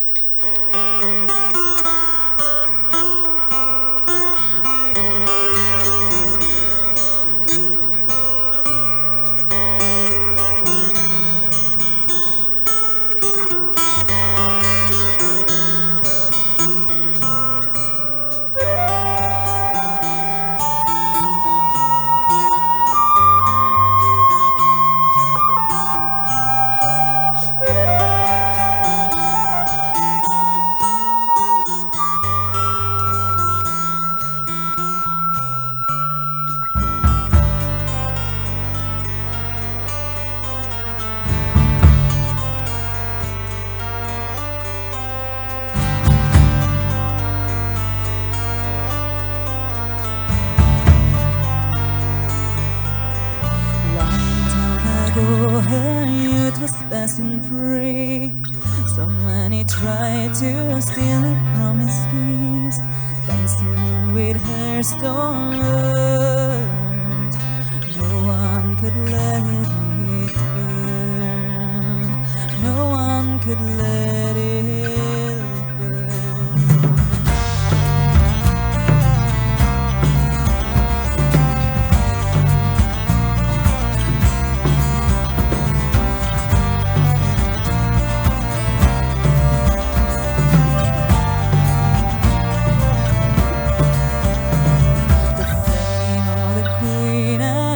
In distant land, princes and knights came asking for her hand, but she preferred to run, to take care of her love. It was wild as the wind, and softly heard her sing, and light got crossed the day.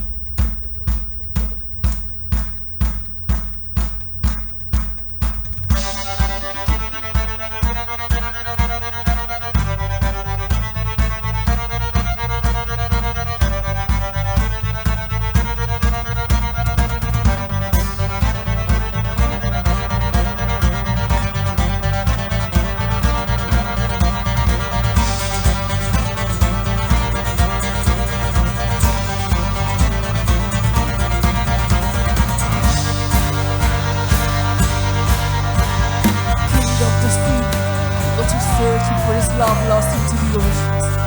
With you crying on the rotten boots of the board. You were bleeding on his grey body. You let his boat sink into the oceans. You let his soul down into the depths. Where did you bring him? In a dark cave which just confined you into some regalia covered by seaweeds and clams? Or did you just run away where all the desolation you've made can't touch you? King of the sea, what do you to us? Yours are his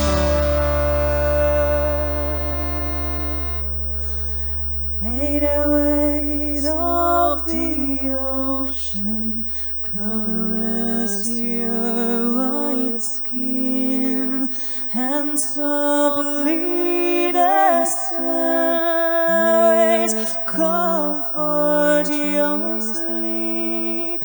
May his tears flow to you like a stream to his sea. As a rock I will wait till you come back to me.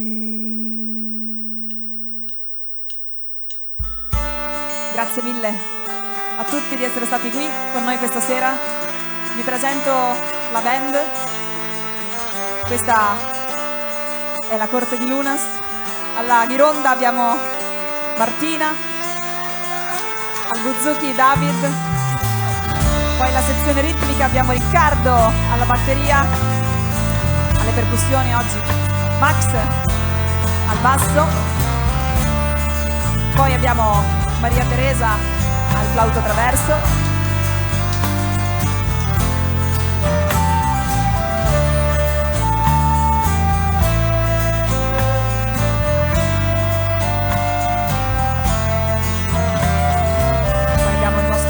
di Lunas alla chitarra. Un applauso per Nicolas.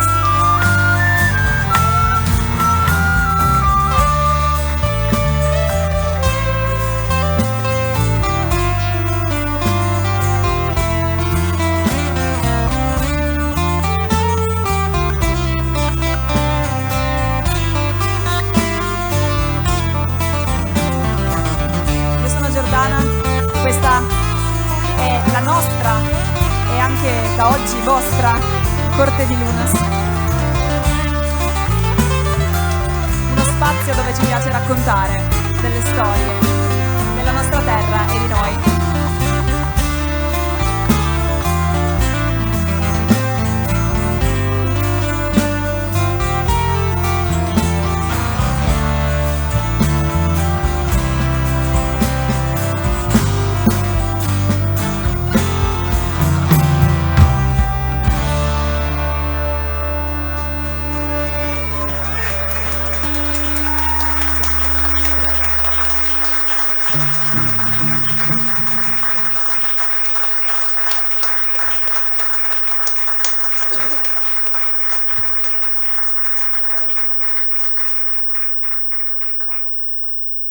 Ok, allora per chiudere, visto che poi c'è la castagnata, qua le castagne si freddano, facciamo la canzone per il sindaco. Dov'è il sindaco? È sparito? Come è dato No, c'è. Allora dedichiamo questa canzone, questo rito propiziatorio. Noi non vorremmo che venisse la pioggia perché in realtà in questo periodo il sole è tanto bellino, però così come raccontava giustamente Teresa, questo era un canto per invogliare la pioggia per i campi e per il proficuo raccolto. Questa è Schiaraciule, Maraciule. Schiaraciule, maraciule, la lusine, la cracule, la picciule, sinniciule, di polvara si tracule. O schiaraciule, maraciule, con la rucule, la cocule, la fantate e une trapule, il fantato un trapulo.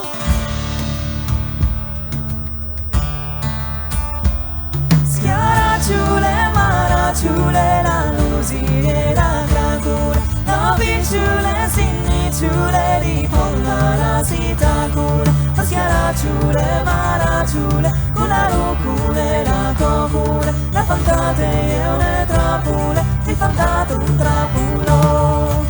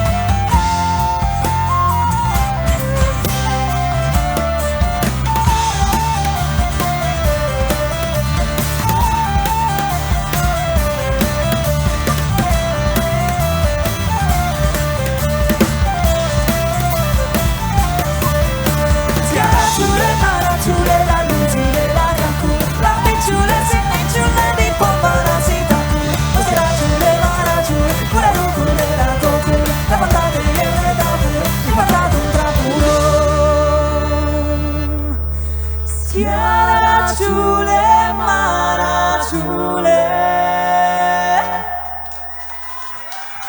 Grazie, adesso castagne per tutti. Castagne.